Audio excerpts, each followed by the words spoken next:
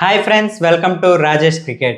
So finally మన team India అయితే ఎడ్జ్బాస్టన్లో ఒక టెస్ట్ మ్యాచ్ని గెలిచింది. ఎంతోమంది లెజెండ్స్ ఇక్కడ టెస్ట్ మ్యాచ్ గెలవడానికి ట్రై చేశారు. బట్ వాళ్ళెవ్వరి వల్ల పాసిబుల్ కాలేదు.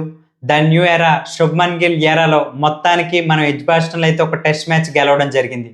అది ఏ వేలో గెలిచాం. మనకి ఇండియా, అవుట్ సైడ్ ఇండియా ఇదే మనకి బిగ్గెస్ట్ విన్.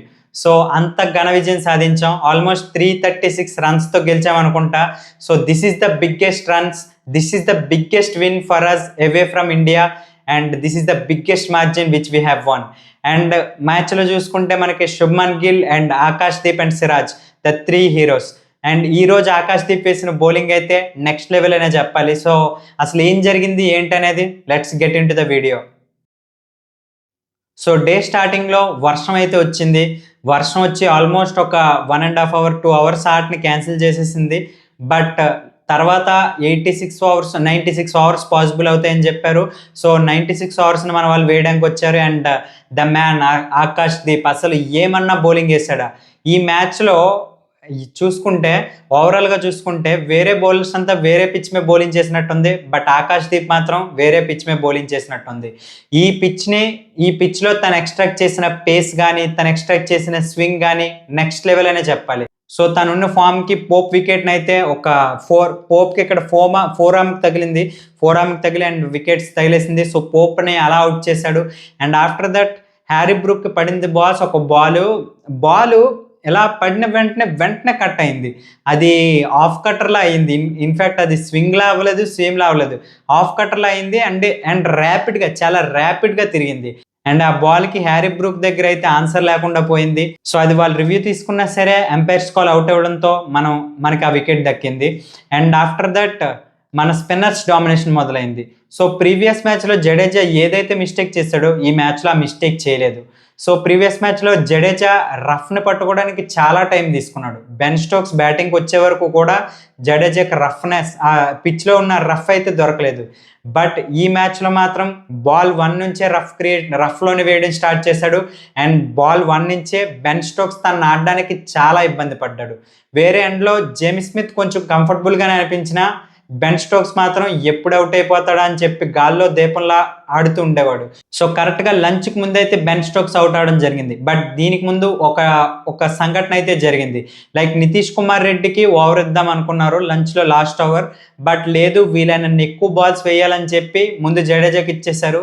సో జడేజా 1 మినిట్లో ఓవర్ కంప్లీట్ చేశాడు. అండ్ ఆ తర్వాత వాషింగ్టన్ సుందర్ వచ్చాడు అండ్ ఆర్మ్ బాల్ వేశాడు. డైరెక్ట్ ఇంకా బెన్ స్టోక్స్కి ప్యాడ్కి తగిలింది. So I don't know why Ben Stokes umpire out అవ్వగానే చాలా సర్ప్రైజ్ అయిపోయాడు. బట్ అది clean LBW. So umpire decision ఇచ్చాడు, కరెక్ట్ అయ్యింది.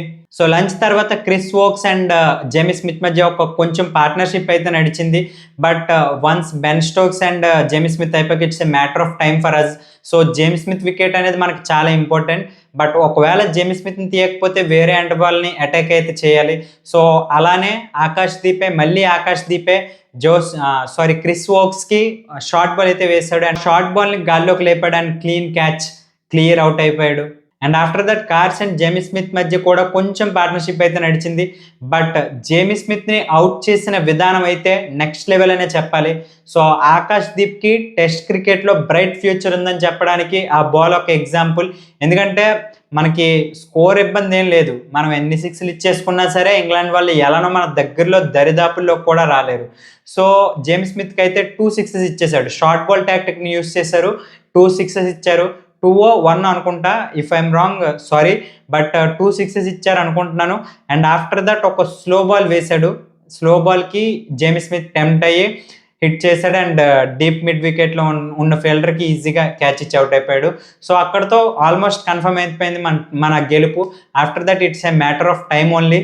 సో ఆ తర్వాత టంగ్ వచ్చాడు, ఎక్కువసేపు నిలబడలేకపోయాడు. అండ్ ఆ తర్వాత షోయబ్ బషీర్ వచ్చాడు. షోయబ్ బషీర్ ఓకే ఒక 6 అయితే కొట్టాడు. ఇంగ్లాండ్ డ్రెస్సింగ్ రూమ్ని కొంచెం అలరించాడు. అండ్ ఆ తర్వాత ఒక స్కూప్ షాట్కి ట్రై చేశాడు, బట్ వర్కౌట్ అవ్వలేదు. మొత్తానికి తను ఒక 6 ఒక 4 కొట్టి కొంచెం ఎంటర్టైన్ చేశాడు. బట్ ఎనీవే ఇన్ఎవిటబుల్ ఇండియా గెలవడం అనేది ఈ మ్యాచ్లో. మొత్తానికి లాస్ట్కి కార్స్ని అవుట్ చేసి గెలిచేసాం. సో ఈ మ్యాచ్లో మ్యాన్ ఆఫ్ ది మ్యాచ్ అయితే ఇట్స్ ఆబ్వియస్ యునానిమస్గా శుభ్మన్ గిల్కే వచ్చింది. అండ్ మన బౌలర్స్ అందరికీ ఆకాష్ దీప్కి 6 వికెట్స్ వచ్చాయి.